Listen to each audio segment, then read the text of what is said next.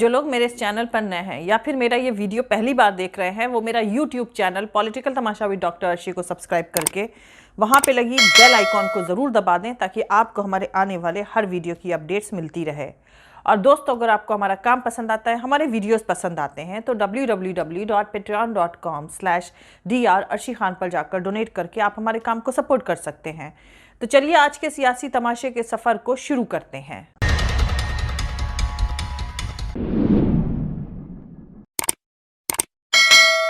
बिल्किस बानो मामले में जिन 11 गुनहगारों को माफ़ी दी गई है, उनमें से 4 ने इस बीजेपी सरकार की तरफ से माफ़ी के तहत मिली रिहाई से पहले पैरोल पर जेल से बाहर निकलने के बाद गवाहों को धमकाया था।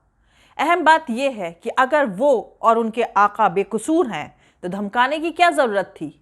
और अब माफ़ी के बाद ये सभी अपने आका की तरह अपने मंसूबे भी पूरे करेंगे। मतलब 2002 गुजरात दंगों का दाग मिटाने का मंसूबा। मौजूदा न्यू इंडिया में चल रहे इस घिनौने सियासी तमाशे से यही साबित होता है कि भले कोर्ट ने 2002 के गुजरात के चीफ मिनिस्टर को बेगुनाह माना है, लेकिन वो जिस कत्लेआम के स्टेट मैनेजर थे, उसके गवाह, उस नरसंहार की निशानियां, सत्ता के गलत इस्तेमाल और कम्युनल सियासत के काले पन्ने पर आज भी मौजूद हैं।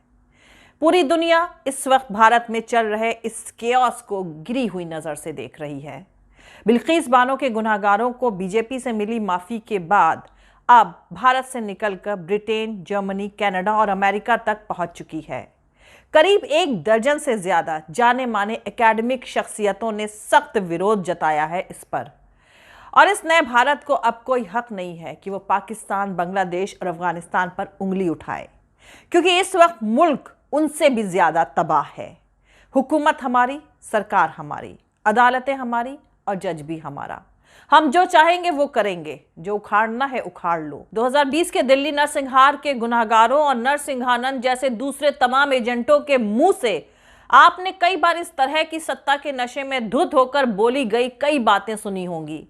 दरअसल जब सत्ता मेजॉरिटी कम्युनिटी के लिए अपनी ताकत का गलत इस्तेमाल करने लगती है तो मुल्क में केओस यानी अराजकता के ऐसे ही हालात बनते हैं। गुजरात में 2002 के नरसंहार में भी यही हुआ था और अब 2 दशक बाद फिर यही हो रहा है। ज़किया जाफरी ने नरसंहार की एसआईटी जांच को चैलेंज किया था और इस पर सुप्रीम कोर्ट ने तो पेटिशनर्स को ही लपेट दिया। वैसे भी मुल्क के मौजूदा मुखिया 2002 के कत्लेआम का दाग माथे से मिटाना चाहते हैं और इसी कड़ी में 15 अगस्त यानी इंडिपेंडेंस डे वाले दिन 2002 के बिल्किस बानो बलात्कार मामले में उम्र कैद की सजा पाए 11 लोगों को सजा पूरी करने से पहले ही गुजरात बीजेपी सरकार ने रिहा कर दिया। पर अब बिल्किस बानो के बलात्कारियों की रिहाई के खिलाफ विरोध बढ़ता ही जा रहा है। 6000 से ज्यादा लोगों ने सुप्रीम कोर्ट में उन सभी क्रिमिनल्स की रिहाई को रद्द करने की अपील करी है। तो आपको बता दूं कि बिल्किस बानो केस के दरिंदों की रिहाई की सिफारिश करने वाली कमेटी में 10 में से 5 मेंबर्स बीजेपी के हैं। दोस्तों, ये जो तस्वीर आप देख रहे हैं, इसमें ये औरतें बिल्किस बानो के बलात्कारियों का तिलक लगाकर स्वागत कर रही हैं। उम्मीद है ये औरतें अपने घर जाकर अपने बच्चों को इन बलात्कारियों की बहादुरी की कहानियां भी सुनाएंगी कि इन बहादुर हीरोज ने एक फैमिली के 14 लोगों के कत्ल के दौरान एक सिर्फ 3 साल की बच्ची की हत्या भी करी थी और उसकी मां के साथ जो प्रेग्नेंट थी उस वक्त उसका रेप किया था। अभी कल से एक वीडियो वायरल हो रहा है जिसमें उत्तर प्रदेश हमीरपुर में 6 लड़कों ने एक लड़की के कपड़े उतारकर उसे पीटा। लड़की बेचारी रहम की भीख मांगती रही, लेकिन उसे पीटने वालों का कलेजा नहीं पसीजा। 15 अगस्त यानी इंडिपेंडेंस डे वाले दिन जिन संस्कारी औरतों ने बिल्किस बानो के बलात्कारी दरिंदों का तिलक लगाकर स्वागत किया था, क्या वो इन 6 लड़कों को भी मिठाई खिलाकर, तिलक लगाकर नए भारत की सोसाइटी का हीरो बनाएंगी? अरे, नए भारत से याद आया गुजरात दंगों के गुनहगार। तो आपको बता दूं कि गुजरात दंगों के गुनहगारों के साथ हुकूमत, एडमिनिस्ट्रेशन और अदालत तीनों नरमी बरतते आए हैं। 2020 में सुप्रीम कोर्ट ने गुजरात के सरदारपुरा नाम के एक गांव में 33 लोगों को जिंदा जलाकर मारने के 17 गुनहगारों को इस शर्त पर जमानत दी थी कि वो मध्य प्रदेश के इंदौर और जबलपुर जाकर सोशल सर्विस यानी समाज सेवा करें। जरा सोचिए, 33 लोगों को जिंदा जलाकर मारने वाले सोशल सर्विस करेंगे। यही है नया भारत। वैसे यहां पर एक और अहम बात मैं कहना चाहती हूं। इस नए सिस्टम वाले भारत के मुसलमान ज्यादा पढ़े लिखे भले ही नहीं हैं, लेकिन उन सो कॉल्ड एजुकेटेड, सिविलाइज्ड और पढ़े लिखे डिसेंट लोगों से हर एतबार में काफी ज्यादा बेहतर है, जो बलात्कारियों को माला पहनाते हैं, उन्हें तिलक लगाकर मिठाई खिलाकर सम्मानित करते हैं, हत्यारों के सपोर्ट में तिरंगा रैलियां निकालते हैं। एक प्रेग्नेंट लेडी का गैंग रेप, उसकी छोटी बच्ची का पटक कर कत्ल, फैमिली के 7 लोगों की हत्या। इस घिनौने क्राइम के दरिंदों को बीजेपी सरकार की तरफ से माफी, और इस माफी के लिए रीजन ये कि वो सब कल्चर्ड, सिविलाइज यानी संस्कारी ब्राह्मण हैं। भैया, भारत के ऐसे कौन से ब्राह्मण हैं जो इस तरह के बर्बर रिचुअल्स का ख्वाब देखते हैं? मुल्क के ब्राह्मणों को भी होशियार हो जाना चाहिए, क्योंकि इस तरह का प्रोपेगेंडा उनके लिए भी काफी खतरनाक साबित हो सकता है। खैर, अब ह्यूमन राइट एक्टिविस्ट, इतिहासकारों और नौकरशाहों समेत तमाम रेप्यूटेड हस्तियों ने एक बयान जारी करके सुप्रीम कोर्ट से बिल्किस बानो के मामले में दोषियों की जल्द रिहाई को रद्द करने का आग्रह किया है। 2002 के बिल्किस बानो बलात्कार मामले में कुछ दिन पहले ही 11 दोषियों को उम्र कैद की सजा पूरी होने से पहले ही रिहा कर दिया गया था। इसी मसले में ये बयान आया है। इस बयान पर दस्तखत करने वालों में 6000 से ज्यादा लोग शामिल हैं।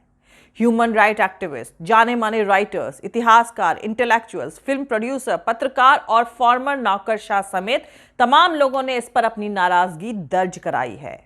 सहेली महिला संसाधन केंद्र, गमना महिला ग्रुप, बेबाक कलेक्टिव, अखिल भारतीय प्रगतिशील महिला संघ समेत तमाम अहम ऑर्गेनाइजेशंस भी दस्तखत करने वालों में शामिल हैं। बयान जारी करने वालों ने एक साझा बयान में कहा है कि ये उनके लिए शर्म की बात है कि इंडिपेंडेंस डे के मौके पर भारत में सामूहिक बलात्कारियों और हत्यारों को गुजरात सरकार की जेनरॉसिटी के तहत रिहा होते देखा। सिग्नेटरीज ने कहा है कि सजा में छूट का हर रेप विक्टिम पर एक बुरा असर पड़ेगा, जिसे सिस्टम पर भरोसा रखने, इंसाफ पाने और भरोसा रखने को कहा जाता है। उन्होंने आगे कहा है कि इन क्रिमिनल्स की जल्द रिहाई सिर्फ उन सभी लोगों को मजबूत करेगी जो बलात्कार और महिलाओं के खिलाफ वायलेंस के दूसरे गलत काम करते हैं। उन्होंने ये भी कहा है कि सजा में छूट न सिर्फ इमोरल है, बल्कि ये गुजरात की अपनी मौजूदा माफी पॉलिसी के खिलाफ भी है, जिसमें साफ तौर पर कहा गया है कि बलात्कार या सामूहिक बलात्कार के गिल्टी लोगों के लिए इस तरह की छूट नहीं है। तो दोस्तों, कुल मिलाकर बिल्किस बानो गैंग रेप के सभी गुनहगारों को रिहा किए जाने के मामले को लेकर गुजरात की बीजेपी सरकार निशाने पर है। कांग्रेस समेत कई ऑपोजिशन पार्टियों ने बीजेपी सरकार को आड़े हाथों लिया है। वहीं मशहूर गीतकार जावेद अख्तर ने भी ट्वीट करके इस मामले में अपनी राय पब्लिक करी है। उन्होंने ट्विटर पर लिखा है कि जिन लोगों ने 5 महीने की प्रेग्नेंट महिला के साथ बलात्कार किया और उसकी 3 साल की बेटी समेत पूरे परिवार के 7 लोगों की हत्या करी, उन्हें जेल से छोड़ दिया। इन लोगों को मिठाइयां खिलाई गईं और माला भी पहनाया गया। जावेद अख्तर ने लोगों से कहा है कि इस मामले पर सोचिए, किसी बात के पीछे मत छुपिए। हमारी सोसाइटी के साथ कुछ तो संजीदा तौर से गलत हो रहा है। वहीं दूसरी तरफ इन रेपिस्टों की रिहाई पर बिल्किस बानो ने बयान जारी करके कहा है कि इससे उनका 20 साल पुराना सदमा फिर से ताजा हो गया है और उनके पास कहने के लिए अल्फाज मौजूद नहीं है। बिल्किस बानो ने गुजरात सरकार से अपने इस फैसले को वापस लेने की अपील करी। वहीं कांग्रेस ने इन गुनाहगारों की सजा माफ किए जाने को लेकर प्रधानमंत्री नरेंद्र मोदी पर निशाना साधा। राहुल गांधी ने कहा है कि यह फैसला पीएम मोदी की कथनी और करनी में फर्क दिखाता है। खैर, जिनको नहीं मालूम है उनको बता दूं कि 3 मार्च 2002 को गुजरात दंगों के दौरान बिल्किस बानो के साथ बलात्कार किया गया था और उनके परिवार के 14 मेंबर्स को मार दिया गया था। मरने वालों में बिल्किस बानो की 3 साल की छोटी बच्ची भी शामिल थी।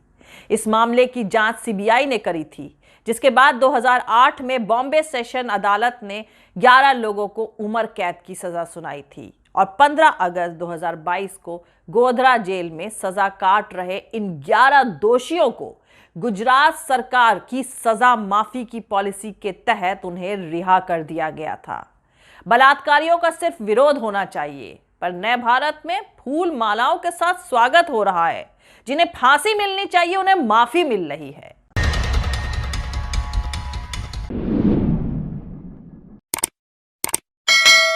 मिलते हैं दोस्तों अगले वीडियो में किसी दूसरे नए सियासी तमाशे के साथ। जय हिंद, सत्यमेव जयते, अल्लाह हाफिज।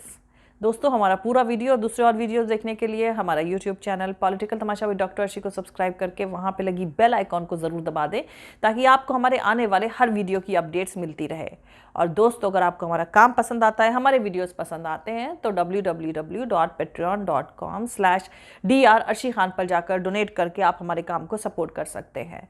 दोस्तों अगर आपको हमारा वीडियो पसंद आता है तो लाइक और शेयर करना हरगिज़ नहीं भूलें। आप हमें फॉलो भी कर सकते हैं हमारे ट्विटर, इंस्टाग्राम और फेसबुक पेज पर। मेरा ट्विटर हैंडल है @अर्शी अजीज़ खान। थैंक यू, मिलते हैं अगले वीडियो में।